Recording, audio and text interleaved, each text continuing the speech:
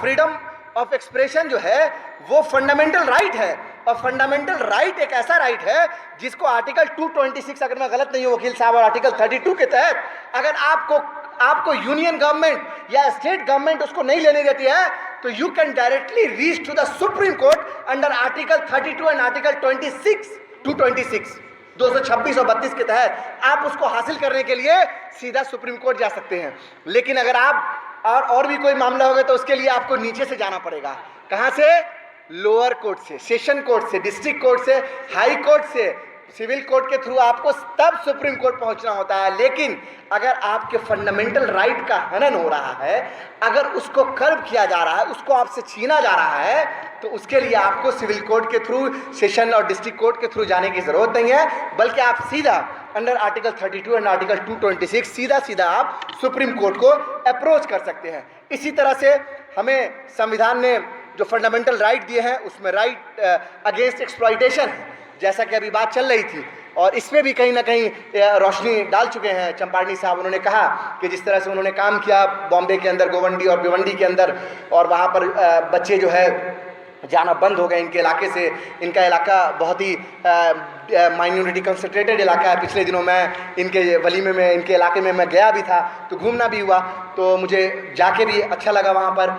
और जैसे इन्होंने बताया कि चाइल्ड लेबर को लाया जाता था, तो ये राइट टू एक्सप्लॉइटेशन जो है ये भी फंडामेंटल राइट है कि आप 14 साल से नीचे के बच्चों को किसी भी हैजार्डस कंडीशन में आप नहीं ले जा सकते। ये आपको संविधान मौलिक रूप से आपको अधिकार देता है। और इसके साथ साथ जो आज के डेट में बहुत इंपॉर्टेंट हो गया है वो right to freedom of religion. मुझे लग रहा है मेरी बात बहुत लंबी हो रही है, 2-4 मिनट में बस ख़त्म करूँगा अपनी बात को, क्योंकि मुझे टॉपिक को भी कवर करना है और सर सैयद डे पे हैं तो दोनों को कवर करना है, इसलिए थोड़ा लंबा वक्त ले लिया। बस 2-3 मिनट में अपनी बात को ख़त्म करूँगा। Right to freedom of religion, ये राइट हमें आर्टिकल 25, 26, 27 और 28 4 आर्टिकल के तहत जो है right to freedom of religion हमें दिया गया है। What is freedom of religion? Freedom of religion क्या है ये समझने की जरूरत है। फ्रीडम ऑफ रिलीजन ये है कि आप इस देश के अंदर रह रहे हैं, इस देश के नागरिक हैं, आपको कोई भी धर्म आप फॉलो कर सकते हैं। आप चाहें तो हिंदू धर्म फॉलो कर सकते हैं, आप इस्लाम धर्म फॉलो कर सकते हैं, आप पारसी हो सकते हैं, आप ईसाई हो सकते हैं, क्रिश्चियन, आप चाहें तो नास्तिक भी हो सकते हैं। आप किसी भी धर्म को फॉलो कर सकते हैं और इसके साथ साथ आप नास्तिक भी हो सकते हैं अगर आप चाहें तो। और इसके साथ साथ ये बताया गया कि आप अपने धर्म को प्रोपगेट भी कर सकते हैं। अगर आप हिंदू धर्म के मानने वाले हैं तो आप भगवान राम की अच्छाई बताइए लोगों को। अगर लोगों को लगता है कि भगवान राम अच्छे हैं और उनकी बातें सच्ची हैं और सीता माता की बातें अच्छी हैं, कृष्ण भगवान की बातें अच्छी हैं या दुर्गा माँ की बातें अच्छी हैं, तो वो आपकी तरफ आएंगे, आप उसको प्रोपगेट कर सकते हैं। और अगर आपको लगता है कि यीशु मसीह की बातें सच्ची हैं, बाइबल की बातें अच्छी हैं, तो आप उसको बताइए लोगों को, लोग आपके रिलीजन की तरफ आएंगे। और आपको लगता है कि अल्लाह का पैगाम सही है, मोहम्मद हमारे नबी सल्लल्लाहु अलैहि वसल्लम, उनका पैगाम जो है वो सारी दुनिया के लिए, तो आप बताइए, आपको कोई नहीं रोक रहा है। और अगर आपको ये लग रहा है कि सब धर्म बेकार है तो वो भी बताइए जिसको बताना है। This is the freedom of religion. लेकिन आज क्या हो रहा है? आज फ्रीडम ऑफ रिलीजन के तहत कर्नाटका के अंदर क्या हुआ आपने देखा? कर्नाटका के अंदर टारगेट किया गया, एक माइनॉरिटी कम्युनिटी की बच्ची को टारगेट किया गया, और इसीलिए टारगेट किया गया कि उसने हिजाब और स्कार्फ पहना हुआ था। मैं एक आर्टिकल पढ़ रहा था जिसमें लिखा गया, जिसमें यह लिखा था किसी ने कि ये जो हिजाब है या ये जो नकाब है ये रिग्रेसिव माइंडसेट है। क्या कहा गया? Regressive mindset. तो मैं ये नहीं समझ पा रहा हूं कि मेरा सर ढका हो, कि मेरा चेहरा छुपा हो, ये रिग्रेसिव माइंडसेट कैसे हो जाएगा? मेरे मस्तिष्क में क्या है, मेरे दिमाग में क्या है, मेरी सोच क्या है, मैं क्या कर सकता हूं, इससे डिसाइड होना चाहिए कि मेरा मानसिकता क्या है, प्रोग्रेसिव है या रिग्रेसिव है। मैं सर पे टोपी पहनूं या सर पे टर्बन लगाऊं या माथे पे टीका लगाऊं या ऊपर पगड़ी पहनूं, इससे कैसे आप डिसाइड कर सकते हैं कि मेरी माइंडसेट प्रोग्रेसिव और रिग्रेसिव है? ये उन लोगों की माइंडसेट रिग्रेसिव है जो ये सोचते हैं कि टीका लगाने वाला व्यक्ति प्रोग्रेसिव नहीं हो सकता। उन लोगों की माइंड से रिग्रेसिव है जो ये सोचते हैं कि पगड़ी लगाने वाला प्रोग्रेसिव नहीं हो सकता। उन लोगों की माइंडसेट रिग्रेसिव है जो ये सोचते हैं टोपी पहनने वाला मुसलमान प्रोग्रेसिव नहीं हो सकता। ये उन लोगों की माइंडसेट रिग्रेसिव है जो ये सोचते हैं कि हिजाब लगाने वाली लड़कियां और अबाया नकाब पहनने वाली औरतें वो रिग्रेसिव हैं। उनकी माइंडसेट रिग्रेसिव है जो ऐसा सोचते हैं। साथियों, मुझे तो अच्छे से याद है, मैं तो मिथिला से आता हूँ, जहाँ पर आप लोगों को मालूम है कि मिथिला का एक अलग कल्चर है। हमारे यहाँ तो पल्लू का ऐसा रिवाज है।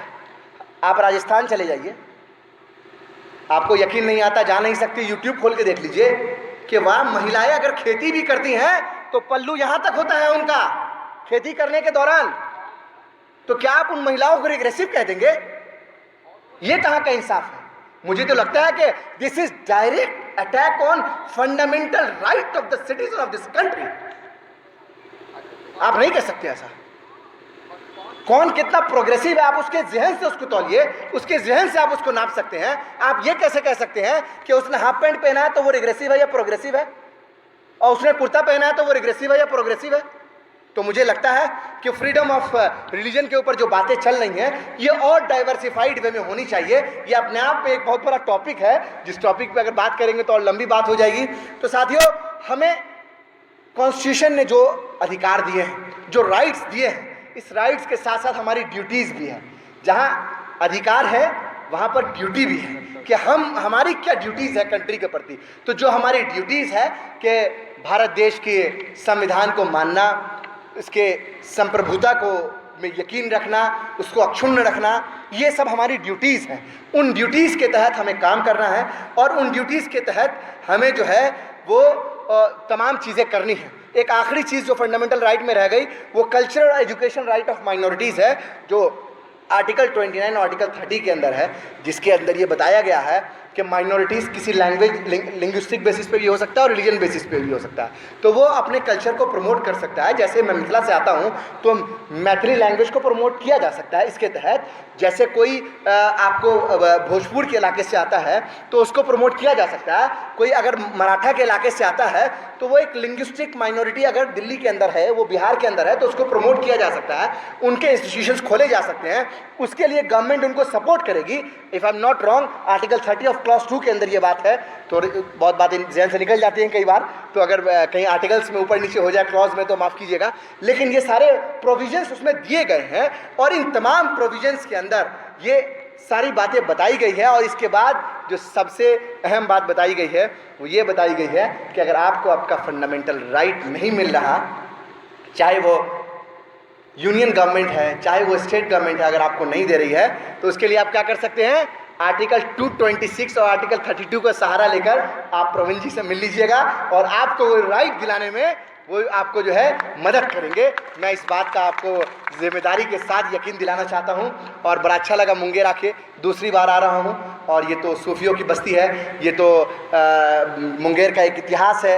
यहाँ जो है आपको बहुत प्राचीन चीज़ें भी यहाँ पर मौजूद हैं और यहाँ पर माँ सीता से रिलेटेड भी बहुत सारी चीज़ें हैं, मैंने पढ़ा है काफ़ी पहले। अब तो बहुत अच्छा लगता है जब भी मैं मुंगेर आता हूँ। यहाँ मुंगेर की खानका है, गंगा नदी है, यहाँ बहुत सारी चीज़ें हैं मुंगेर की। और मैं इन तमाम यादों को जो है आप लोगों के की मुलाकातों को, यहाँ की यादों को सहेज कर ले जाऊँगा। और बस इतना ही कहते हैं कि कुछ लोग ये कहते हैं कि पॉलिटिक्स से क्या होगा, तो मैं ये बताना चाहता हूँ कि ये जो संविधान हमें मिला है वो भी एक लंबी लड़ाई के बाद, एक पॉलिटिकल लड़ाई के बाद ये संविधान हमें मिला है। और इसीलिए आज हम अपने अधिकार को लेकर बात कर रहे हैं। तो इसीलिए अगर आप ये कहते हैं कि पॉलिटिक्स से हमारा क्या लेना देना है, तो ये कहना छोड़ दीजिए। आप एक गिलास पानी पी रहे हैं, वो साफ़ पानी आपको कितनी देर मिलेगा और कितना साफ़ पानी मिलेगा वो भी पॉलिटिक्स ही डिसाइड करती है। आपको बिजली मिलेगी या जनरेटर चलाना पड़ेगा, ये भी पॉलिटिक्स डिसाइड करती है। और आपके गाड़ी में जो तेल पड़ेगा उसका दाम क्या होगा, आपके बाइक में हो या कार के अंदर हो, वो तमाम चीज़ें पॉलिटिक्स डिसाइड करती है। इसीलिए मैं यही कहूँगा कि राजनीति में आप हिस्सा ज़रूर लें, क्योंकि अगर आप राजनीति में हिस्सा नहीं लेंगे तो समझिए कि अयोग्य व्यक्ति शासन करेंगे। और जब अयोग्य व्यक्ति शासन करते हैं तो क्या होता है, ये सब हम लोग अभी देख रहे हैं, बताने की ज़रूरत नहीं है। बहुत बहुत शुक्रिया। और बस मैं यही कहूँगा कि बाबा साहिब का जितना शुक्रिया अदा करें हम लोग उतना कम है। एक आखिरी शेर के साथ अपनी बात को ख़त्म करूँगा कि कौन कहता है छलनी में पानी रुक नहीं सकता, कौन कहता है छलनी में पानी रुक नहीं सकता, बर्फ़ बनाने तक का हौसला तो रखो। बहुत बहुत शुक्रिया।